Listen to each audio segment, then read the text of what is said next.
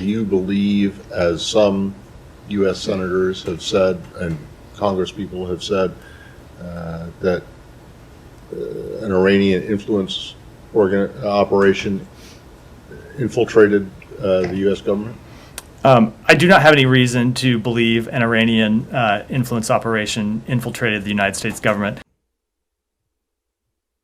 Okay, so did it or didn't it? They're saying it didn't, so that leads me to believe it did. Let's ask Lee about it. Joining me now, Lee Smith, of course, great columnist with Tablet Magazine. Lee, you have an article out, quite a read in Tablet, about an infiltration operation into our own government. Lee, just act like I've never heard of this before. Most have not, sadly. Everyone knows who Jamal Bowman is. No one knows about this. What happened? Yeah, what happened is that in 2014, the Iranians, in particular the Islamic Revolutionary Guard Corps, and remember how much American blood they have on their hands, especially in Iraq, but also in Lebanon and in Iran as well at the very beginning, 1978, 1979.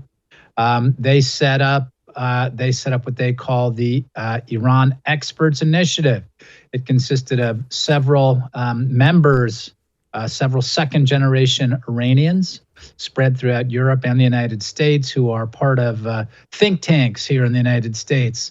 And they tapped them to influence American officials and other European officials.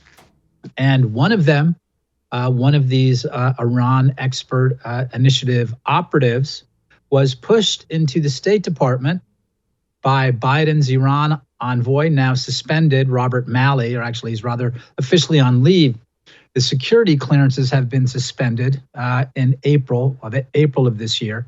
He pushed one of them into the State Department, where he was the Iran envoy, and now this operative agent named Ariane Tabatabai is now at the Pentagon, where the office she works in. She's not just at the Pentagon; she is the chief of staff for the Deputy Secretary of State, Deputy Secretary of Defense for Special Operations, meaning that she has top secret and compartmentalized clearances, giving her access to the most sensitive information that the American government holds, including special operations in real time. So it's an enormous scandal, and while I've seen some action by Republican senators, I believe Senator Dan Sullivan, there should be quite a bit more.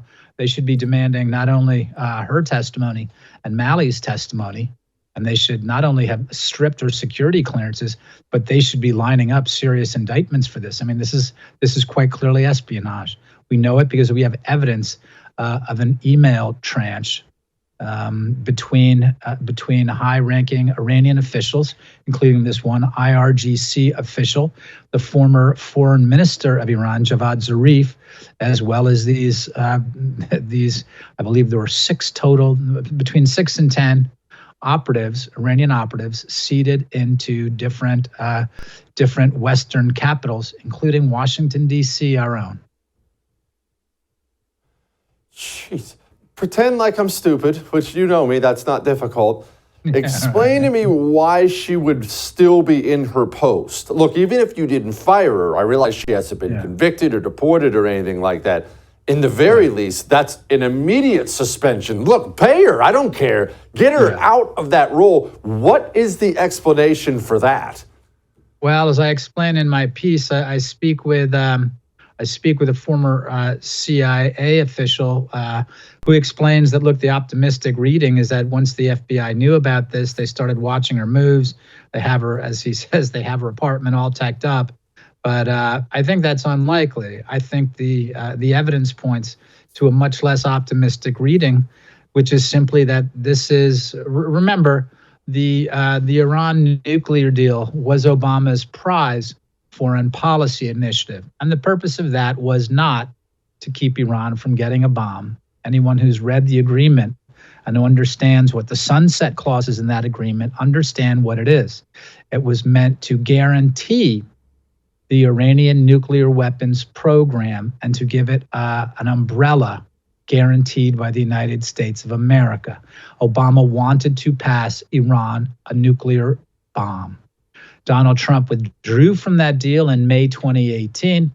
And now Joe Biden and his administration are keen to restore that deal, to be able to pass Iran a bomb, to legalize their nuclear weapons program. And that's one of the reasons why they've given them $16 billion over the last month.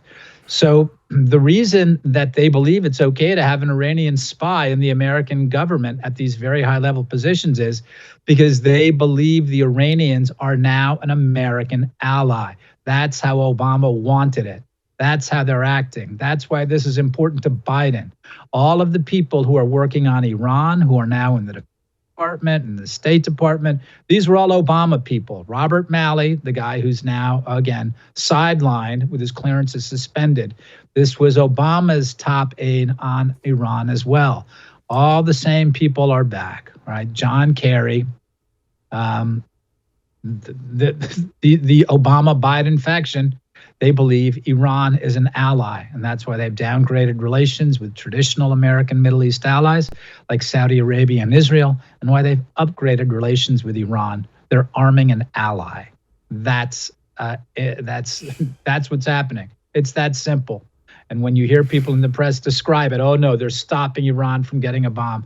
It's nonsense. I just want to say so that people understand how to know it's nonsense.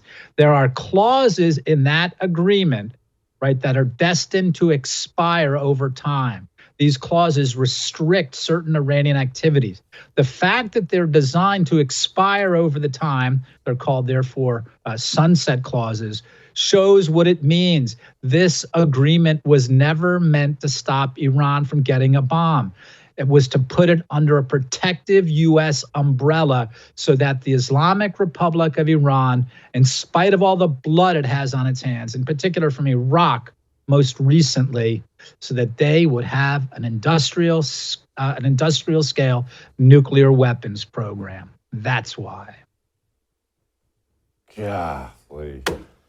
Lee, thank you, brother. Come back soon. Thank you, Jesse.